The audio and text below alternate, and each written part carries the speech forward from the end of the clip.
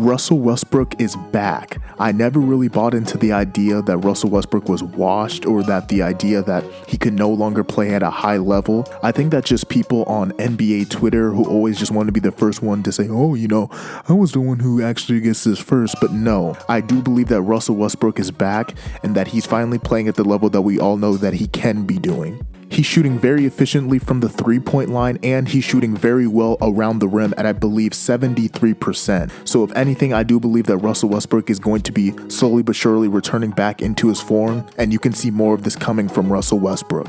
Before we get into today's video, yo, what is up, guys? It is your boy, and I'm back here giving y'all another banger. And since I'm giving y'all another banger, if y'all could go ahead and drop a like on this video, it'd be much appreciated. And please subscribe if you enjoy basketball content. But let's get back in today's video, which is going to be talking about Russell Westbrook and his comeback game against the Nets. I also will be focusing on the Wizards versus Nets game as a whole, but I do want to really zero in on Russell Westbrook. Because last night, Russell Westbrook came alive. He was sensational. He shot well from the field, above 50%, and he was knocking down threes. And I'm very happy when it comes to Russell Westbrook and the fact that he's actually playing very well right now, because it seemed like so many people were just waiting to count him out. I'm not really a Russell Westbrook fan, never have been, but I just hate when people start to discredit players for just no reason. Like when people start to discredit Giannis because he doesn't have a jumper, even though he's shooting extremely efficiently from the floor, or players like Russell Westbrook who do get criticized for their shooting as well. So I'm always rooting when it comes to NBA players, and I hope that they always perform at a very high level. And boy, did Russell Westbrook play at a high level last night. He was absolutely sensational. He came alive. Him and Bradley Beal were great. And you saw a great effort from both of them in that second half. In that first half, you did see Bradley Beal a little pouty. He didn't really look like he wanted to be there. He wasn't even sitting with the Wizards when they were having timeouts, so it was kind of concerning. But man, did they come out in that second half. They started to get things in the flow of things, and they were ready. Russell Westbrook and Bradley Beal came alive in that second half, and they were actually able to win the game. Even though after the first quarter, I was pretty convinced that the Brooklyn Nets were going to win, they gave up 48 points in the fourth quarter. That is absolutely ridiculous.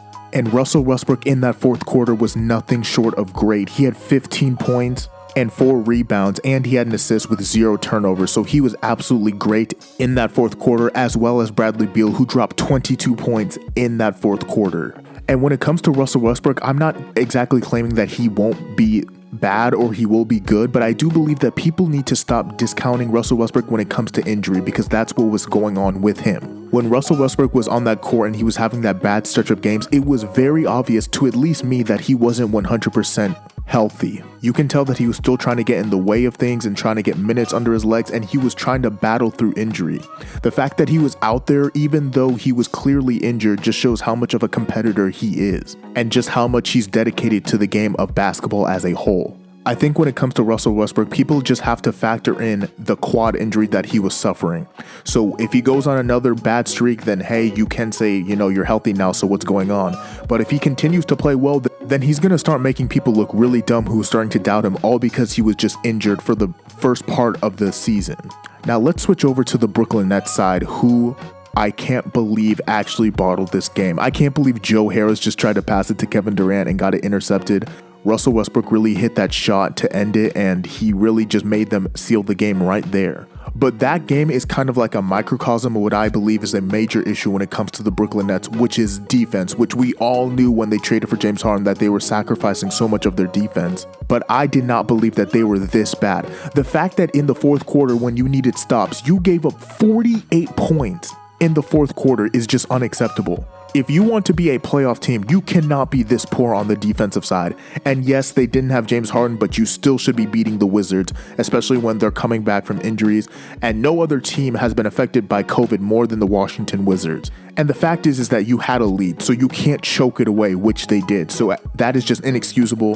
They lost this game, and it's on them to do better next time. And if they have championship aspirations, they better do something about that defense, because man, this is not going to look good for them. And of course, it's early in the season. Since the James Harden trade has gone on, they've only played like 10 games, so it's not unfixable for them, but they better do something about this quick. Otherwise, they will not be winning anything. They might not even get out of the East if they don't fix their defense. And for me, it's just about personnel, because even if they do devote that type of energy towards the defensive side, do they have the personnel to actually clamp down? because James Harden's not really known as a defender, Kyrie is not a defender, and you only really have one solid defender, which is Kevin Durant. But if he's giving you so much on the offensive side, to ask a guy like Kevin Durant, who's coming off an Achilles, to do so much on the offensive side and defensive side, that's kind of like a bad thing. And another question you have to ask yourself is, how many minutes is Kevin Durant, James Harden, and Kyrie Irving going to need to play in order to win? Because with no depth, you're going to have to ask these guys to play large minutes. And for a guy like Kevin Durant, who's coming back from injury, that might be an issue. So defense is definitely at the highest concern for me right now when it comes to the Brooklyn Nets. They definitely do not play good defense whatsoever. And I am worried about what type of minutes Kevin Durant is going to have to play in order for them to win games, particularly when it comes to the playoffs. But that's all I have for you guys today. Thank you guys so much. If you listened this far, please drop a like on the video. It would be much appreciated. And please subscribe if you enjoy basketball content. It helps so much with the channel, so if you would do that, that would mean so much. And please check out my other videos if you enjoy basketball content. But without further ado, guys, I am out. Peace.